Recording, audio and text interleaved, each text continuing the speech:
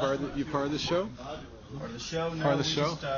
We're just visitors today. Okay, so I'm looking at you, not the camera. Look right at Jim. Can't you get a cuter gal? Well, we were just talking about that actually. So we're joined today by Doug Shafer, Shafer Vineyards.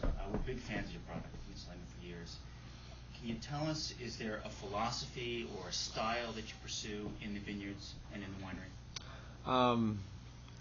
Boy, I mean, we've been doing this so long. I think the style and philosophies, probably just really evolved through the years. But it really comes down to what the vineyard's got. I mean, lots of people have said that before, but it's true. You've got your place, you've got your grapes. We have 200 acres and probably 6 different ranches. Each ranch is different. Certain grapes grow well some places, not others. Different clones of Cabernet or Chardonnay or Syrah, whatever we happen to be planting. So the goal is to try to match up the right grape, the right place, the climate, the soil, and maximize a vineyard situation where the grapes are ripe, or they're balanced, and truly get balanced vineyards and balanced grapevines, because then you have the resulting harvest. I mean, we make wine out of grapes. If the grapes are in good shape and they're well balanced, usually, if you don't mess it up in the cellar, the wines will be the same.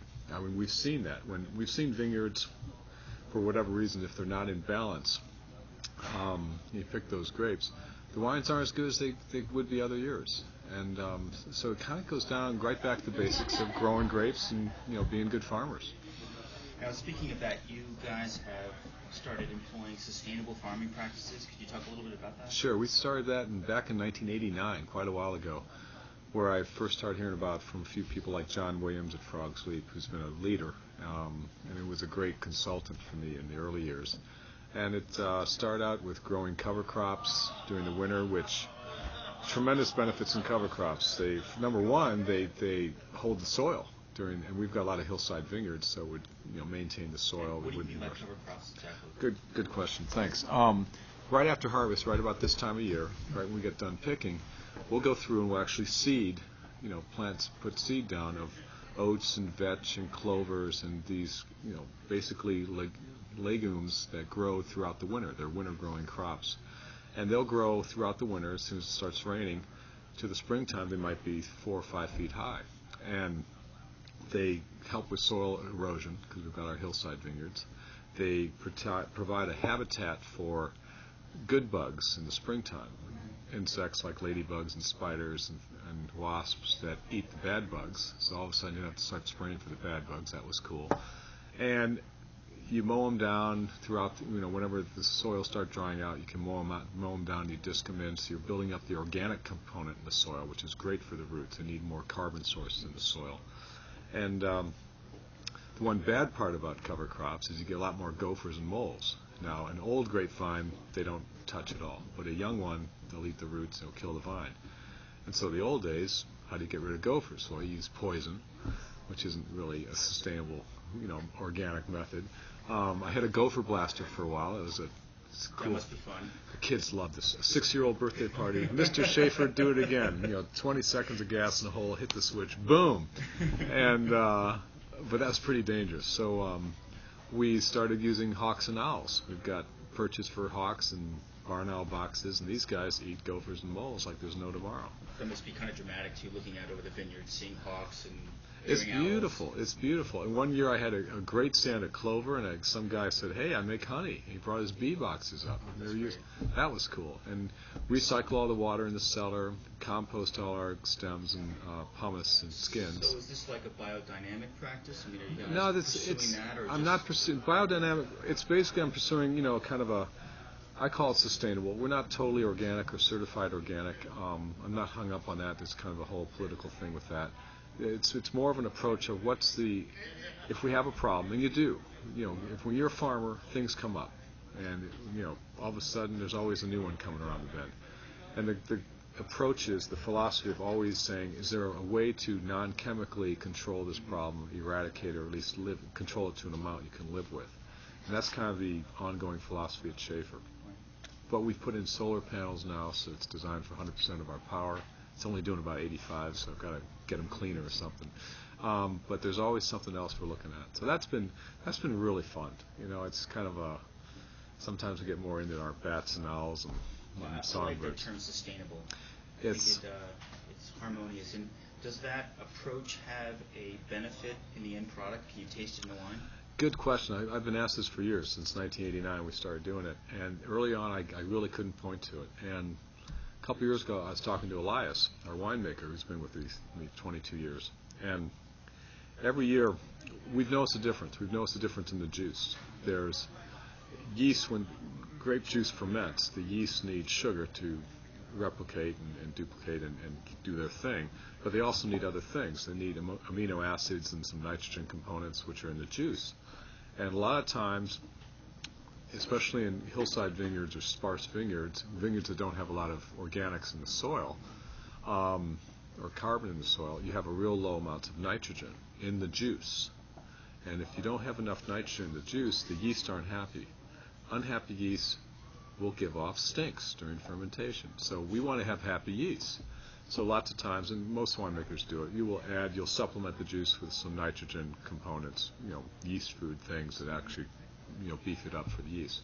We've noticed in the last few years, Elias has been tracking it, we need, if we ever add it, we're adding much less than we used to. So in other words, there's more amino acids and nitrogens in the juice coming from the grapes, coming from, we think, the cover crops. I can't prove it scientifically, but we've seen that trend. Do you have a good feeling about it? I have a good feeling, but the other good feeling is, we all have kids. They're out in the vineyard running around. We've got dogs. I mean, you've got a lot of poisons out there. It's we live there. So you mentioned Elias. This is, of course, the man after which Relentless is named. Correct. You've done your research well. Yeah, Elias. That's one of my favorite wines. Well, Elias is great. He's been with us. I hired him in 1984, right out of UC Davis. All he had was his transcript through the phrenology program. And, true story, I've got to tell this one of myself. I went through the same program he did, but 5 years before. So it's still pretty soon. And I'm looking at his transcript, and it's like, organic chem, he got an A. I got a B. Physics, he got an A. I got a C+. It's like, this guy's smarter than I am. I got to hire him. And he's been wonderful. And through the 80s, my dad and I went through tough times. We weren't that cute, and it was tough. You get that education in winemaking, but not like any career, not until you get in the front lines really doing it do you learn how. And we made some mistakes, and we'd make good wines, we'd make bad wines, weren't really sure, and it took a while to figure out our style and what our grapes were doing, what we were doing. And Dad, Elias, and I, those were wonderful times. They were tough times. They were frustrating because we, weren't that popular. It was dog eat dog. The wines were up, the wines were down. And, to the point where we're going to make it or not. And the three of us kind of hammered through those years of the mid to late 80s, and we finally figured out how to do it right around 1990. And it was great. It was really fun to kind of turn that corner, and it happened. And he's been a tremendous part of the team. And around our place, all our purveyors, they lovingly call him the junkyard dog, because when he wants that order of barrels or whatever it is, it better be there at 7 o'clock when the guy said. If not, they're going to hear about it. So our purveyors, they love him, but they're a little bit afraid of him because he has a pretty big sword he swings around. So they call him a junkyard dog. So when it came to name that wine, I wanted to honor him because he'd been there 20 years. So I wanted to call it Junkyard Dog Ranch. Great name. Well, my dad told me I was the president. I've got the power. Well, I got voted down. So much for that. So we ended up naming the wine Relentless in honor of his relentless pursuit of quality. That's where the name comes from. Now, as a winemaker, is he involved also in the vineyards, obviously?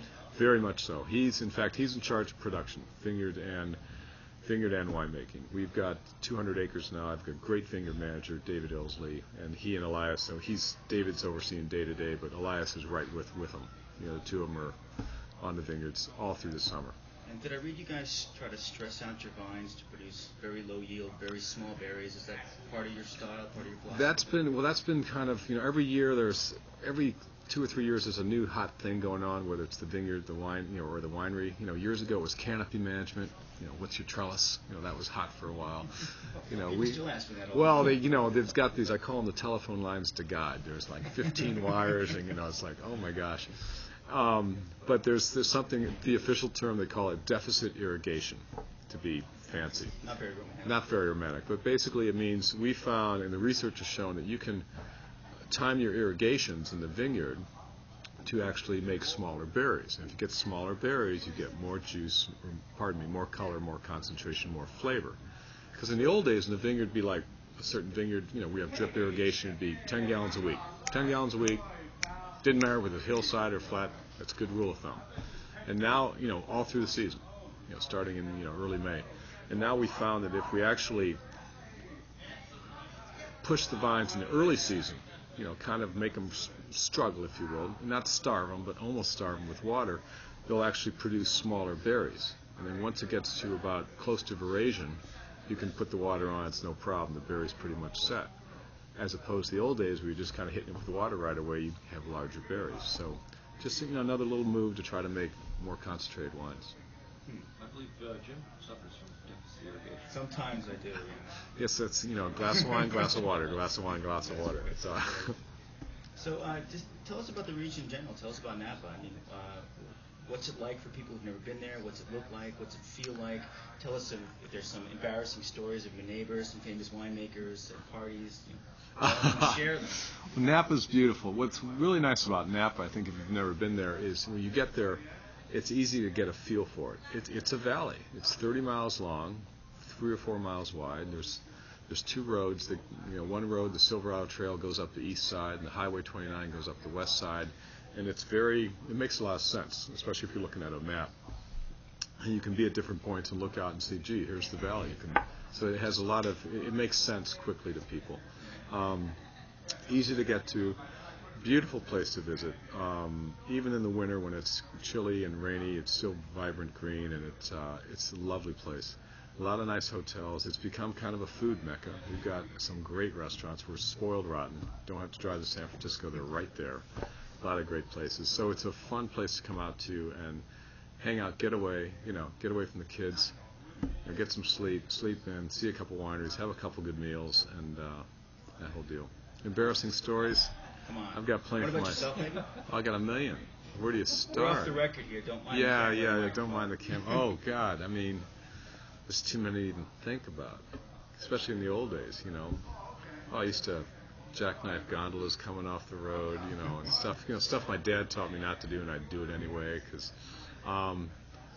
A lot of, planting a vineyard in the early days with an irrigation expert, and you turn the sprinklers on for the first time to test it, and all of a sudden there's geysers, because the expert put in the wrong size valve, so all of a sudden you've got 15 geysers of water going up, so you have to go fix that again.